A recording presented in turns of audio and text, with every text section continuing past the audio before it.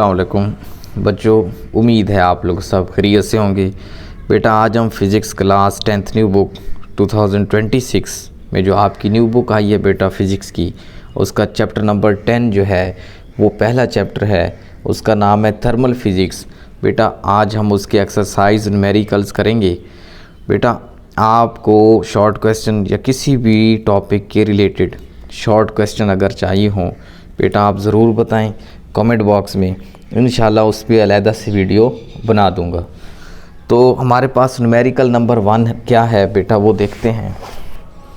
पहला न्यूमेरिकल है बेटा, a metal rod of length 1 metre expands by 0.02 metre. 1 metre की लंबी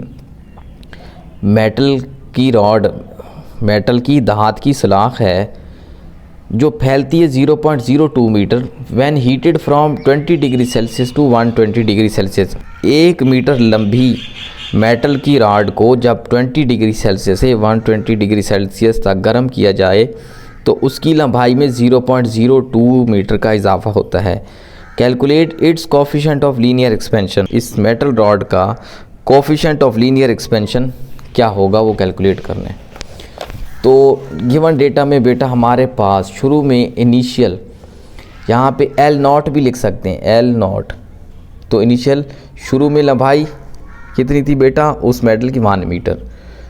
तब्दीली कितनी आई डेल्टा L 0.02 मीटर। टेम्परेचर शुरू में कितना T1 था 20 डिग्री सेल्सियस, T2 कितना था 120 डिग्री सेल्सियस। तो डेल्टा T हमने टेम्परेचर में फ़र्क कितना आया बेटा, delta T is equal to ये जो T2 है इसको माइनस करते हैं बेटा T1 से। T2 120 डिग्री सेल्सियस और T1 है 20 डिग्री सेल्सियस। माइनस करेंगे तो हमारे पास डेल्टा T आ जाएगा 100 डिग्री सेल्सियस। हमने फाइंड क्या करना है, to find coefficient of linear expansion alpha, ये हमने फाइंड करना है। फार्मूला आप याद रख लें बेटा, फार्मूला ये लगेगा delta L is equal to L1 मतलब L0 लिख सकते हैं, इनिशियल ओरिजिनल लेंथ मतलब कि जो शुरू में थी उसकी लेंथ, L0 या L1 alpha multiply delta T। तो हमने फाइंड करना है बेटा अल्फ़ा को रहने दें, ये L1 और डेल्टा T यहाँ पे मल्टीप्लाई हैं, इधर आके इसके नीचे क्या हो जाएंगे बेटा डिवाइड हो जाएंगे। वैल्यूज़ को पुट करते हैं बेटा। आपके पास हमने अल्फ़ा फाइंड करना है, आपके पास डेल्टा L 0.02 और नीचे आपके पास L0 जो था L1 वो 1 था original length, multiply delta T कितना बेटा 100। वैल्यू पुट कर दी तो 1 को 100 से आप मल्टीप्लाई करेंगे तो बेटा 100 आ जाएगा। जब इसको इस पर डिवाइड कर देंगे तो आपके पास अल्फ़ा आ जाएगा 0.0002 पर केल्विन। साइंटिफिक नोटेशन में इसको कैसे लिखेंगे बेटा, पॉइंट जो है वो हमेशा फर्स्ट नॉन ज़ीरो डिजिट के बाद आएगा, यहाँ से बेटा 2 के बाद यहाँ तक। तो यहाँ से यहाँ तक कितने डिजिट्स हैं 4 हैं, लेफ़्ट साइड से आ रहा है तो ये आ जाएगा -4। तो 2 × 10⁻⁻⁴। रिज़ल्ट लिख लें बेटा, the coefficient of linear expansion of the metal rod is 2 × 10⁻⁻⁴ पर केल्विन। अब न्यूमेरिकल नंबर 2 देखते हैं। A container hold 1 litre of water eight 20 degree Celsius. एक बर्तन में 20 डिग्री सेल्सियस पर 1 लीटर पानी मौजूद है। What will be its volume at 80 degree Celsius. Assuming water coefficient of volume expansion is 2.1 × 10⁻⁴ पर डिग्री सेल्सियस। बेटा वो कहता है एक बर्तन में 20 डिग्री सेल्सियस पर 1 लीटर पानी मौजूद है। अगर पानी के फैलने की जो शरह है कोफिशिएंट ऑफ वॉल्यूम एक्सपेंशन वो अगर ये है तो बताएं 80 डिग्री सेल्सियस पर पानी का वॉल्यूम कितना होगा। तो बेटा हम लिख लेते हैं गिवन डेटा। सबसे पहले ये न्यूमेरिकल है। दूसरा हमारे पास जो इनिशियल वॉल्यूम था V0, इनिशियल वॉल्यूम V1 लिख दो या V0।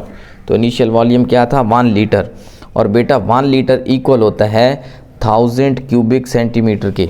तो 1 लीटर को इक्वल कर दें 1000 क्यूबिक सेंटीमीटर। हमारे पास दिया हुआ है बेटा कोफिशिएंट ऑफ वॉल्यूम एक्सपेंशन दिया हुआ है 2.1 × 10⁻⁴ डिग्री पर सेल्सियस। तो ये दिया हुआ है। T1 जो हमारे पास इनिशियल टेम्परेचर T1 वो 20 degree Celsius, T2 final temperature 80 degree Celsius, इसमें delta T change in temperature, तो टेम्परेचर में कितनी तब्दीली आई, 80 को 20 से माइनस कर दें 60 डिग्री सेल्सियस। फाइंड हमने क्या करना है बेटा, फाइनल वॉल्यूम फाइंड करना है। क्या फाइंड करना है, what will be its volume at 80 degree Celsius. तो V0 तो हमारे पास था, मतलब V1 या VI, VF फाइंड करना है बेटा। हमने क्या फाइंड करना है, फाइनल वॉल्यूम है। Final volume is equal to initial volume bracket 1 plus beta delta T. बेटा वैल्यू पुट करते हैं, इनिशियल वॉल्यूम कितना था, 1 लीटर था। 1 लीटर को हमने किया क्यूबिक सेंटीमीटर में, तो 1 लीटर 1000 क्यूबिक सेंटीमीटर के इक्वल होता है, उसकी जगह 1001 ऐसे ही। बीटा बेटा आपके पास कोफिशेंट ऑफ वॉल्यूम एक्सपेंशन ये दिया हुआ था। डेल्टा टी जो टेम्परेचर में डिफरेंस था वो कितना था, 60। बेटा इस 1000 को ऐसे ही लिख दें, 1 ऐसे ही, पहले छोटी ब्रैकेट को सॉल्व करेंगे, इसको मल्टीप्लाई करेंगे, आपके पास आंसर आ जाएगा 0.0126। अब जब इसको आप 1 से प्लस करेंगे तो आ जाएगा 1.0126 और 1000 से कर दें मल्टीप्लाई, आपके पास जो फाइनल वॉल्यूम आ जाएगा वो कितना आ जाएगा, 1012.6 क्यूबिक सेंटीमीटर, ये फाइनल वॉल्यूम आ जाएगा। तो न्यूमेरिकल नंबर 3 देखते हैं बेटा। न्यूमेरिकल नंबर 3 हमारे पास है, a steel rod initially measures 2 metre at 20 degree Celsius. एक स्टील की रॉड की लंबाई 20 डिग्री सेल्सियस पर 2 मीटर है। If it's coefficient of linear expansion, अगर इसका linear expansion coefficient 1.2 multiply 10⁻⁻5 degree पर सेल्सियस है, तो what will be its length at 100 degree Celsius. तो 100 डिग्री सेल्सियस पर इसकी लंबाई क्या होगी। तो बेटा इसमें देखें आपके पास उसने इनिशियल लेंथ दी हुई है, इनिशियल लेंथ L0 लिख लें 2 मीटर, इनिशियल टेम्परेचर 20 है, फाइनल टेम्परेचर 100 है, और आपके पास कोफिशिएंट ऑफ एक्सपेंशन वो भी उसने दी हुई है आपके पास।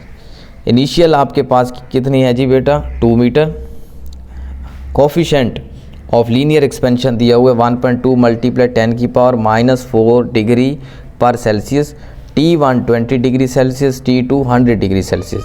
Change in temperature delta T, तो T2 को T1 से बेटा माइनस करें, आपके पास आ जाएगा 80 डिग्री सेल्सियस। फाइंड करनी है हमने फाइनल लेंथ, तो 100 डिग्री सेल्सियस पर इसकी लंबाई क्या है बेटा, एक स्टील की राड की लंबाई 20 डिग्री सेल्सियस पर 2 मीटर है, तो 100 डिग्री सेल्सियस पर उसकी लंबाई क्या होगी। मतलब कि जो हमारे पास अब आंसर आएगा उसमें हमने वो पहले जो 2 मीटर उसकी पहले लंबाई थी वो भी प्लस करेंगे।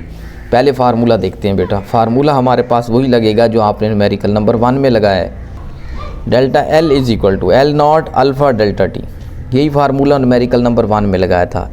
L0 मतलब initial length 2, alpha coefficient of linear expansion ये आपको बेटा दिया हुआ है 1.2 मल्टीप्लाई 10⁻⁻5, यहाँ पे ब्रैकेट लगा लें, और डेल्टा T कितना है बेटा 80 डिग्री सेल्सियस। तो जब आप इसको बेटा सॉल्व करेंगे, इसको सॉल्व करेंगे कैलकुलेटर पे, तो आपके पास आ जाएगा 0.00192 मीटर। अब आपने ऐड करनी है, add the increase in length to the original length. आखिर में हमने इस इजाफी लंबाई को असल लंबाई में जमा कर दिया। ये जो इजाफी लंबाई है इसको हमने जमा कर दिया ओरिजिनल लेंथ में। इनिशियल था ये, और बाद में कितना है जो इजाफी हुई थी वो कितनी है 0.00192। इन दोनों को प्लस करेंगे तो बेटा आंसर आ जाएगा 2.00192। ये आप इसका रिज़ल्ट यहाँ पे लिख लें बेटा, the final length of the steel rod is 2.00192 metre. आप देखते हैं numerical number 4। A steel bridge expands by 5 centimetre on a hot summer day। एक स्टील का पुल गर्मियों के एक दिन 5 सेंटीमीटर फैल जाता है। If the bridge originally expanded 100 metre, इस पुल की असल लंबाई 100 मीटर है। What is the temperature change? तो दर्जा हरारत में कितनी तब्दीली आई। तो बेटा डेल्टा टी यहाँ पे हमने फाइंड करना है। ओरिजिनल लेंथ कितनी है बेटा, ये देखें यहाँ पे original length 100 metre, original length कितनी है 100 मीटर, इंक्रीज इन लेंथ कितना इजाफा हुआ 5 सेंटीमीटर, सेंटीमीटर को मीटर में लाने के लिए 100 से डिवाइड करें मीटर में आ जाएगा। Coefficient of linear expansion steel का क्या है बेटा, ये स्टील की बात हो रही है तो coefficient of linear expansion of steel यहाँ लिख सकते हैं। तो अल्फ़ा कितना है जी 1.2 मल्टीप्लाई 10 की पावर -5 डिग्री पर सेल्सियस। फाइंड करना है टेम्परेचर दर्ज हरारत में कितनी तब्दीली है, डेल्टा टी फाइंड करना है। वही फार्मूला लगेगा जो न्यूमेरिकल नंबर 1 में भी लगा, न्यूमेरिकल नंबर 3 में भी। Delta L is equal to L not alpha delta T. बेटा डेल्टा टी फाइंड करना है, इन दोनों को उठा के डेल्टा एल के नीचे ले आएँ तो वैल्यूज़ को पुट कर दें। Delta L increase in length कितनी थी बेटा 0.05, यहाँ पे लिख दें। ओरिजिनल लेंथ कितनी थी 100 मीटर और coefficient of linear expansion of steel कितना है 1.2 मल्टीप्लाई 10 की पावर -5।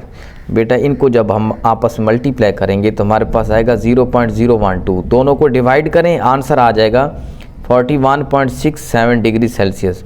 तो रिज़ल्ट लिख लें, the temperature change is 41.67 degree Celsius.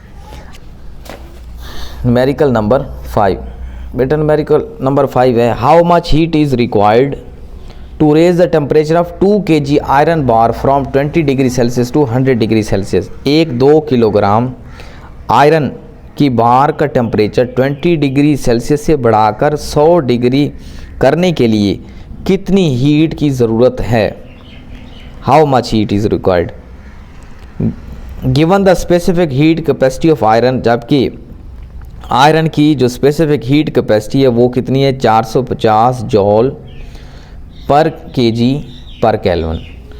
तो ये बेटा हम लिख लेते हैं गिवन डेटा में। आपके पास गिवन डेटा में देख लें कि आपके पास उसने दिया हुआ है मैस कितना है बेटा 2 kg, मैस 2 kg है, T1 20, T2 100। तो डेल्टा टी फाइंड कर लेना, इसको इससे माइनस। यहाँ पे specific heat capacity of iron है तो इसका मतलब यहाँ पे आपको हीट कैपेसिटी के लिए जो सिंबल अलामत इस्तेमाल की जाती है बेटा वो C होता है। तो C कितना है 450। तो ये आपने गिवन डेटा लिख लेना है। गिवन डेटा में mass 2 kg, heat capacity of iron 450, T1 20, T2 100। तो डेल्टा टी कितना आएगा 100 को 20 से माइनस करें बेटा आ जाएगा 80 डिग्री सेल्सियस। फाइंड करनी है हीट, मतलब Q फाइंड करना है, Q मतलब हीट फाइंड करनी है। हीट का फार्मूला बेटा mass multiply heat capacity multiply delta T change in temperature. तो वैल्यू पुट करें mass 2, heat capacity 450, delta T 80। जब इनको मल्टीप्लाई करेंगे आपके पास आ जाएगा 72,000। बेटा 3 0 का मतलब होता है 1000 और 1000 को के में लिखा जाता है। तो 3 0 की जगह के लिख दिया, आगे जॉल। तो कितनी हीट बेटा 72 किलो जॉल। रिजल्ट लिख लें, the total heat required is 72 kilo joule. आप देखते हैं numerical number 6, how much heat is required to melt 500 gram of ice at 0 degree Celsius into water at 0 degree Celsius. Phase में बर्फ़ को पिघलाने के लिए कितनी एनर्जी चाहिए। बेटा अब आप सुन लें, जब कोई चीज़ अपनी हालत बदलती है बेटा, जैसे बर्फ़ से पानी बनना, लेकिन उसका टेम्परेचर तब्दील नहीं होता क्योंकि दोनों 0 डिग्री सेल्सियस पर हैं, तो उस वक्त जो हरारत इस्तेमाल होती है उसको कहते हैं लेटेंट हीट ऑफ फ्यूजन। पिघलाव की मख्फी हरारत उसको कहते हैं बेटा, क्योंकि 0 डिग्री सेल्सियस ही आपको पता है कि मेल्टिंग पॉइंट है और 0 डिग्री सेल्सियस ही इसका फ्रीजिंग पॉइंट है वाटर का। तो फिर यहाँ पे टेम्परेचर तब्दील नहीं होता तो उस वक्त कौन सी हरारत इस्तेमाल होती है, उसे कहते हैं लेटेंट हीट ऑफ फ्यूजन। तो बेटा इसका लिख लें, आपके पास मैस कितना है 500 ग्राम। बेटा 1 किलोग्राम में कितने ग्राम होते हैं 1000, तो 1000 से डिवाइड कर दें तो ये किलोग्राम आ जाएंगे। हाफ केजी 500 ग्राम का मतलब half KG. Latent heat of fusion 3.36 multiply 10 की पावर 5 जॉल पर केजी। फाइंड क्या करने बेटा हीट, यहाँ पे बेटा फार्मूला लगेगा Q is equal to M को मल्टीप्लाई कर दें मैस को लेटेंट हीट ऑफ फ्यूजन। तो latent heat of fusion of यहाँ पे आइस दिया हुआ है, आइस की बात हो रही है। तो Q is equal to mass 0.5 multiply latent heat of fusion 3.36 multiply 10 की पावर 5। बेटा जब इनको 0.5 को 3.36 से मल्टीप्लाई करें तो 1.68 मल्टीप्लाई 10 की पावर 5। 10 की पावर 5 का मतलब होता है बेटा कि ये जो पॉइंट है ये 5 डिजिट आगे लगाएंगे, तो 2 डिजिट तो पहले से मौजूद हैं, 3 ज़ीरो लगा के एंड पे पॉइंट लगा दें। अब आपको मैंने अभी बताया था कि 3 ज़ीरो का मतलब होता है 1000 और 3 ज़ीरो की जगह हम के लिखते हैं, तो 168 किलो जॉल। तो आप देखते हैं बेटा numerical number 7, calculate the heat required to completely vaporise 1 kg of water at 100 degree Celsius. 100 degree Celsius पर मौजूद 1 किलोग्राम पानी को मुकम्मल तौर पर स्टीम में बदलने के लिए कितनी हीट की ज़रूरत होगी। और यहाँ पे latent heat of vaporisation of water दिया हुआ है 2.26। वही फार्मूला लगेगा बेटा, पहले LF था, यहाँ पे बहुत इजी न्यूमेरिकल है, यहाँ पे M को मल्टीप्लाई कर दिया था, इस M को इस LF से लेटेंट हीट ऑफ फ्यूजन था, यहाँ पे अब M को मल्टीप्लाई कर देंगे, 1 kg को मल्टीप्लाई कर देंगे लेटेंट हीट ऑफ वेपोराइजेशन से, मतलब LV से, यहाँ पे वेपोराइजेशन है तो LV से M को मल्टीप्लाई कर देंगे। मैस है 1 kg, latent heat of vaporisation of water 2.26 multiply 10 की पावर 6 जॉल पर kg। हीट फाइंड करनी है, Q is equal to M को मल्टीप्लाई करें मैस को, latent heat of vaporisation of water 1 multiply 2.26 multiply 10 की पावर 6। बेटा जब आप मल्टीप्लाई करेंगे तो यही 2.26 मल्टीप्लाई 10 की पावर 6 जॉल आ जाएगा। अब 10 की पावर 6 का मतलब होता है मेगा, तो 2.26 10 की पावर 6 की जगह आप लिखते हैं मेगा जॉल। तो बेटा उम्मीद है आप लोगों को हमारे आज की इस न्यूमेरिकल की समझ आ गई होगी। बेटा हमारे चैनल को सब्सक्राइब भी करें, अगर वीडियो अच्छी लगी है तो वीडियो को लाइक करें। ओके, अल्लाह हाफ़िज़।